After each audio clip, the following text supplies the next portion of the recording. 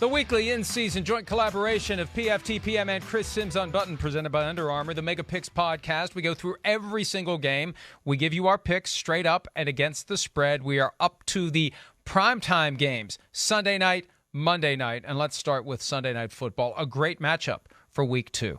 Kansas City Chiefs at the Baltimore Ravens. The Chiefs are the Ravens' kryptonite. The Ravens had a tough loss on Monday night, and that same mindset we talked about earlier with the Raiders. Physical game, tough game, 65 minutes, short week, fly home, lick your wounds, and put everything back together again and try to get ready for a Chiefs team that they just have not been able to beat in recent years. The Chiefs are favored on the road by 3.5 points with an over-under of 55. Chris, who do you like? I mean, I like the Chiefs. I just, again, the Ravens, I just don't expect – I went into the year not expecting to see the same Ravens team.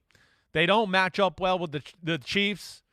I think Wink Martindale is going to have to reinvent what he wants to do on defense because of the injuries, because of the lack of pass rush. They're going to have to find a new formula. It's scary. It is. I don't know how they can pull this off. I mean, they're not going to get there with their front four. Like, this is where the stats lie. There's like stats out there. Oh, Calais Campbell had all these pressures last week. And he didn't do it when it was a four-man rush. He did it because they blitzed 8 guys sometimes, and he happened to be the guy that got free, or there's just a mosh pit of people, and he gets to squeak through. I don't see it with their pass rush, and Marlon Humphrey is the only real elite secondary guy they have there. That's just not a good formula for Patrick Mahomes and the Chiefs. And on the flip side, Mike, the Chiefs, they have a big front. I know the Browns ran on them last week. The Ravens' offensive line is not the Browns' offensive line, nor is it as versatile in their running attack. Yeah, they have Lamar Jackson, but here's the difference too.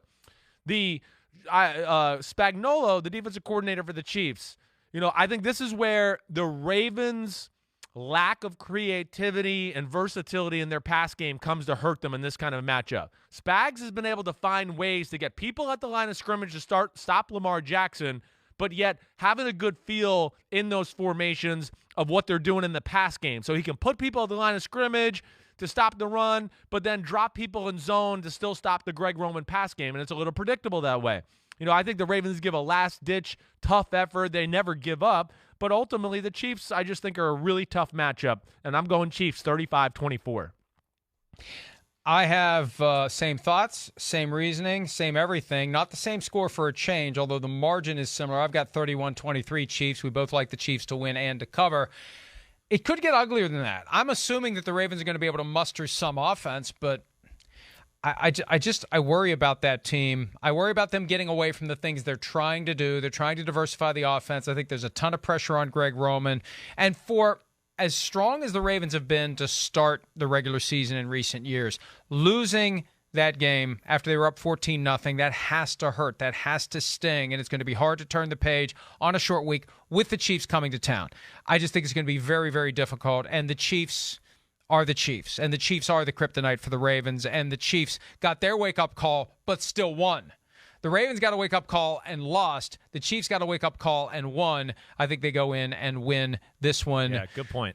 Fairly easily. And I hope it's close. I hope it's exciting. I hope it goes down to the wire. But I have a feeling that it's not going.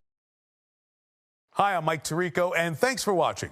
Make sure to hit subscribe for the latest news and highlights from NBC Sports.